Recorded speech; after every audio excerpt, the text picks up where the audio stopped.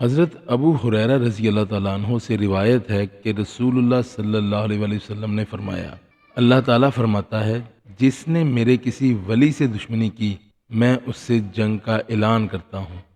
میرا بندہ میرے قریب کسی چیز سے نہیں آتا جو مجھے ان فرائض سے زیادہ محبوب ہو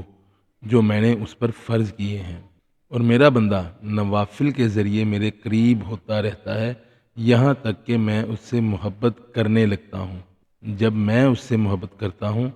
تو میں اس کا کان بن جاتا ہوں جس سے وہ سنتا ہے، اس کی آنکھ بن جاتا ہوں جس سے وہ دیکھتا ہے، اس کا ہاتھ بن جاتا ہوں جس سے وہ پکڑتا ہے، اور اس کا پاؤں بن جاتا ہوں جس سے وہ چلتا ہے۔